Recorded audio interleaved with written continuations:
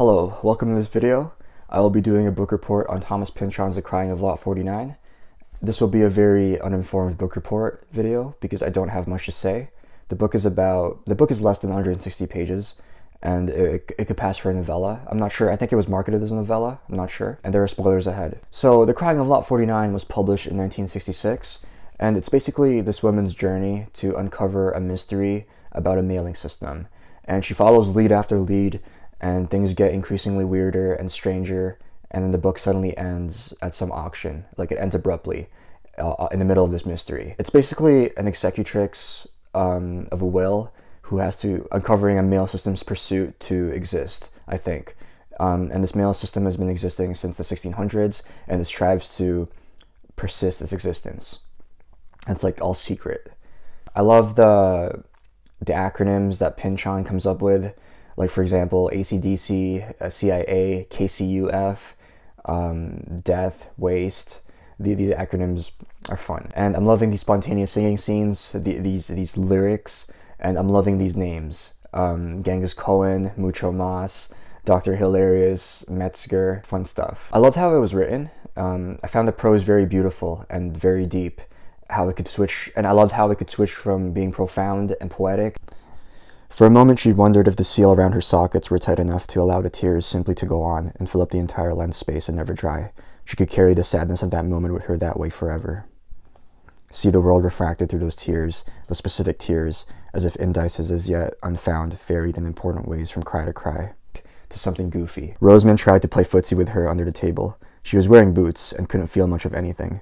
So, insulated, she decided not to make any fuss. The prose I found pretty entertaining, but what was being written about did not interest me as much. I'm sure there's some deep connotations to American history or other things, maybe the Holy Roman Empire, and like the history behind mailing systems in America or in general, but they flew over me, and it didn't really interest me much to look deeper into them. There are goofy scenes. I love the scenes and the characters, and they seemed interesting as well. And for example, the scene where Metzger and Oedipa meet, and they get to watching Metzger starring in this movie when he was a kid, and his name was Baby Igor in this film, and they basically play strip Q&A. And before this, Oedipa takes a break to go to the bathroom to change into a bunch of clothes, like an absurd amount of clothing, and some spray can goes flying off. I found that pretty funny. And I found it funny how the book would sometimes go from scene after scene, like just going from goofy scene to another goofy scene and transitioning fast. I also found it funny how Mucho he showed up after Dr. Hilarious had his like psychotic episode or whatever, and he was ranting when Oedipa came to visit him.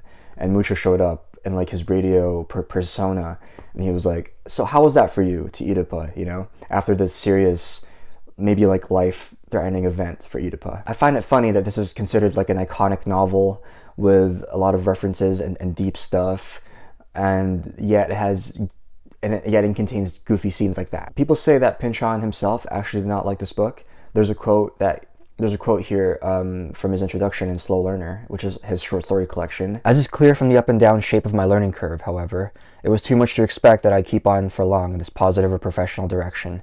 The next story I wrote was The Crying of Lot 49, which is marketed as a novel, and in which I seem to have forgotten most of what I thought I'd learned up until then. Anyway, as for next steps, so this was my second Pynchon read, my first being Inherent Vice, which was, had a more understandable plot, but it was like longer, like I'd say 3 times longer as The Crying of Lot 49, and that was also Pynchon's second last novel, I think, out of his 8. And next steps, for Pynchon, I'm going to be reading V next, and this is my copy of V, and I am ready to dive deep into this. I'm ready to focus hard on this because it's steps, it's levels up compared to The Crying of Lot 49 or Inherent Vice. And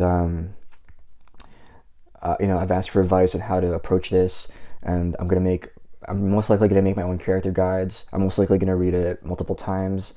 I'm most likely going to brush up on my knowledge of history of Malta, and that's my next step for for this Pynchon journey.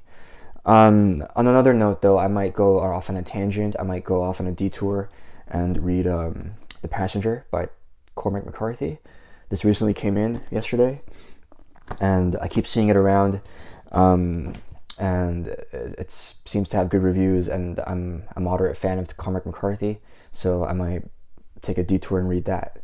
Or I might take a detour and get into Henry V by Shakespeare, because I've been looking a bit more into that, and I find it really cool. I find it really cool actually that Jocko Willink, this guy and this famous guy in the fitness sphere, he was actually an English major, and there's an episode in this podcast where he analyzes the famous speech from Henry V, and I found that surprising, and I found that to be a gem, and that was appealing.